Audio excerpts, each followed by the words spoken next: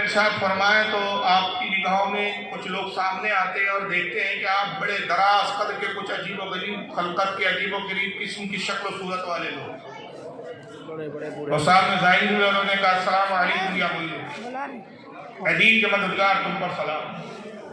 کہا تم کون ہو؟ انسانوں میں سے تو نظر نہیں آتے۔ انہوں نے کہا کہ معین الدین آپ کا نام حسن تھا۔ کہا اے حسن سنو، ہم قوم جنات میں سے، اور 3 روز سے یہ جو باغ کا ہم کام انجام دے رہے ہیں، ہم ہی لوگ ہیں جو تمہارے باغ میں یہ خدمت انجام دے رہے۔ کہا اس کا سبب کیا ہے، اس کی وجہ کیا ہے؟ کہا وجہ یہ ہے کہ جب تم کام کرتے ہو تو قرآن کی تلاوت کرتے ہو، ہم یہاں سے جب پہلے دن گزر رہے تھے، ہم نے تمہارے قرآن کی تلاوت کو اپنے کانوں میں سنا۔ خدا کی قسم ایسی قرت میں ہم نے قرآن آج تک سنا ہی نہیں، تو ہم نے چاہا کہ تم سے ہم زیادہ قرآن سنیں، اس کے لیے ہم تمہارے باغ میں یہ سب کام انجام دیتے تاکہ تم اس سے فرصت پاؤ تو زیادہ قرآن کی تلاوت کرو، اور ہم تم سے زیادہ قرآن کی تلاوت کو سنیں۔ نعرہ تکبیر، نعرہ تکبیر، نعرہ رسالت، جشن خواجہ غریب نواز، جشن خواجہ غریب نواز، نعرہ تکبیر، نعرہ رسالت۔ یہ 55 کی کیفیت کی سرکار خواجہ غریب نواز رضی اللہ۔ آپ 15 سال کی عمر میں ہی اپنے وقت اتنے عظیم قاری قرآن تھے کہ جنات بھی آپ کی قرأت پر فدا تھے اور آپ کی قرأت کو سننا پسند کرتے۔ اور اس کے بعد پھر یہی کیفیت ہو گئی کہ سرکار غریب نواز روزانہ باغ میں تشریف لاتے اور یہ جنات آپ کے باغ کی خدمت کرتے تھے اور آپ ان کو قرآن کی تلاوت سنایا کرتے۔ وقت گزرتا رہا کہ ایک دن پھر ایک بزرگ اس باغ میں تشریف لاتے ہیں، مجذوب بزرگ تھے، چس کی کیفیت میں رہتے تھے، اور مجذوبین میں ان کا شمار ہوتا تھا، اور مشہور و معروف بزرگ تھے، لوگ ان کی بزرگیت سے واقف تھے۔ نام تھا ابراہیم قندوزی رضی اللہ عنہ۔ خواجہ عثمان ہارونی کے پیر بھائی تھے۔ حضرت خواجہ عثمان ہارونی سے ان کا بڑا گہرا رابطہ تھا،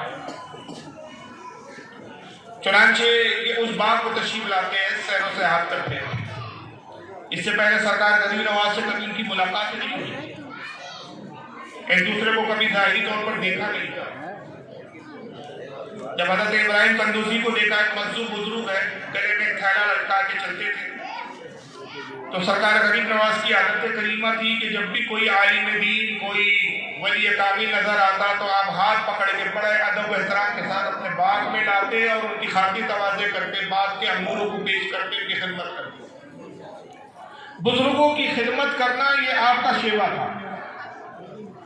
جیسی حضرت ابراہیم قندوزی کو باغ کے قریب سے گزرتے دیکھا، قریب گئے، سلام کیا، ہاتھ پکڑا، کہا کہ آپ بزرگ معلوم ہوتے ہیں، میری گزارش ہے کہ آپ باغ میں تشریف لائیں تاکہ میں آپ کی ضیافت کروں، آپ کی مہمانی کروں، اور اس کے علاوہ میرے حق میں دعا رحمت کروں۔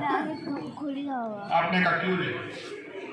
ابراہیم قندوزی ساتھ میں آئے اور حضرت خواجہ غریب نواز نے باغ کے ایک حصے میں آپ کو ایک جگہ پہ زمین کو صاف کر کے چٹائی بچھائی اور آپ کو اس پہ بٹھا دی۔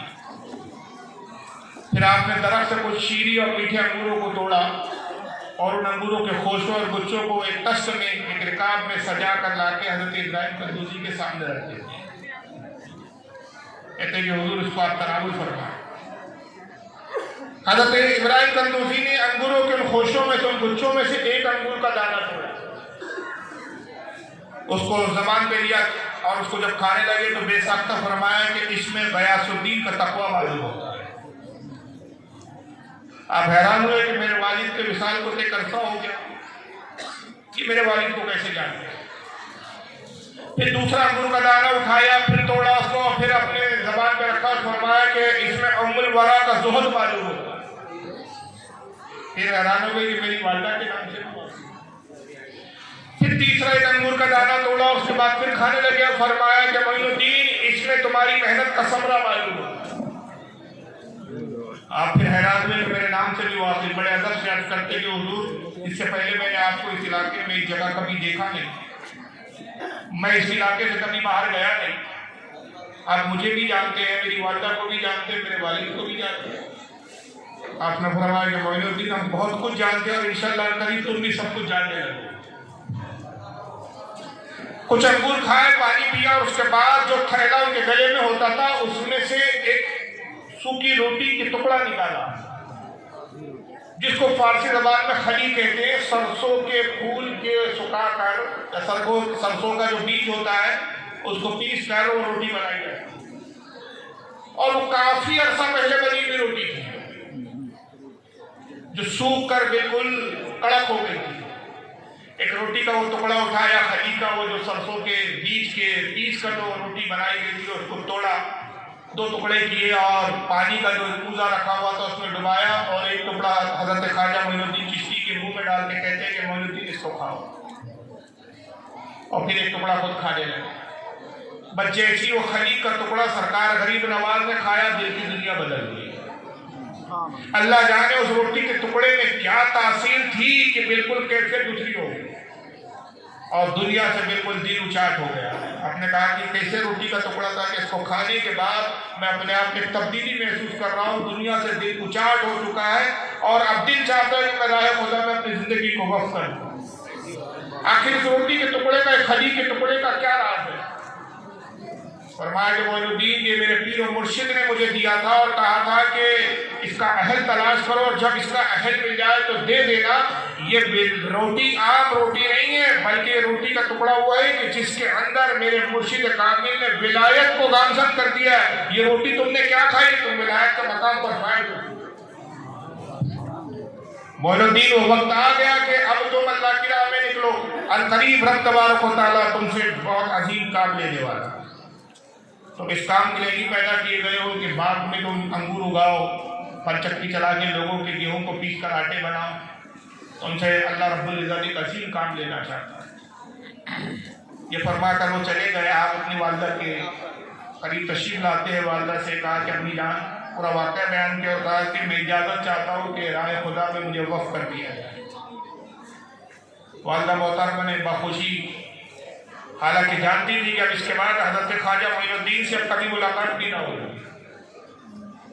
एक जवान साला बेटे कि जो पूरे घर का जिम्मेदार था, घर का जरिए माश जिसके बुनियाद पर चल रहा था, जरिए माश की परवाह किए बगैर अल्लाह पे तवक्कल करते हुए कि उसने खालिक ने पैदा किया वही खिलाने वाले का, मोइनुद्दीन मैं बाखुशी अल्लाह के रसूल की दीन की राह में तुम्हें वक्त कर दी। आप वहां से तशरीफ लाए और उसके बाद आपने अपने बाग को बेच दिया। ऐलान किया कि कोई है जो मेरा बाग खरीद ले। आपका बाग बेहतरीन फसल देता था, बेहतरीन अंगूर होते थे, लोगों ने बड़ी कीमत में उस बाग को खरीदा। फिर चक्की भी आपने फरोख्त कर दी, और उसके बाद जो कुछ रकम हासिल हुई बाग से और चक्की से, वो लेकर आप बाजार में पहुंचे। बीच चौराहे पे पहुंचने के बाद आप ऐलान करते कि लोगों मेरे पास कुछ माल और असबाब है, और ये कहकर आपने उसको सामने बिखेर दिया था, जो इसका जरूरतमंद हो आए और इनमें से जितनी उसकी जरूरत हो ले जाए। लोग आते गए और अपनी जरूरत के मुताबिक उस माल में से माल लेते रहे, यहाँ तक कि कुछ ही देर में सारा माल राह खुदा में खर्च फरमा दिया। सब कुछ अल्लाह की राह में वक्फ कर दिया, कुछ भी नहीं। और फिर वहां से निकलने के बाद आप संजर के जंगलात की तरफ कूच करते हैं और एक खो में जाकर आप इबादत और रियाजत में मशगूल हो और अल्लाह की बारगाह में इस्तिगासा करते हैं कि परवरदिगार, यहाँ तक तो मैं आ गया, अब आगे की रहनुमाई फरमाना तेरे दिन, तू मेरे राहों को जाकर करो। जिस वक्त संजर की उस जमीन पर खुरासान के उस जंगलात में आप इबादत और रियाजत में मशगूल थे, ये बिल्कुल वही वक्त था कि बगदाद में सरकार गौसे आजम रज़ियल्लाहु ताला अन्हु का चर्चा था। बल्कि सिर्फ बगदाद ही नहीं, बल्कि पूरे आलम इस्लाम में, पूरी दुनिया में गौसे पाक की विलायत का डंका बजा। और सरकार गरीब नवाज से आपकी रिश्तेदारी भी है। हजरत ख्वाजा गरीब नवाज की वालिदा मोहतरमा हजरत उम्मुल वरा आपकी चचाजाद बहन। इस एतबार से ख्वाजा गरीब नवाज सरकार गौसे आजम के भांजे होते। और यहाँ तक कि हज़रत सैयद अब्दुल कादिर अरबली रहमतुल्लाह अलैह अपनी किताब तफरीरुल खातिर सफ़र 73 पर, और हज़रत सैयद अबुल हसन नूरी अपनी किताब सिराजुल अवालिम सफ़र 41 पर, और हाजी इमदादुल्लाह हाजिर मक्की जो अशरफ अली थानवी और नाना तवी और गंगोई देवबंद के बड़े बड़े अल्लामा और अकादरीन के 3 साहब पैदा थे। हाजी इमदादुल्लाह हाजिर मक्की अपनी किताब शमाइल इमदादिया सफ़र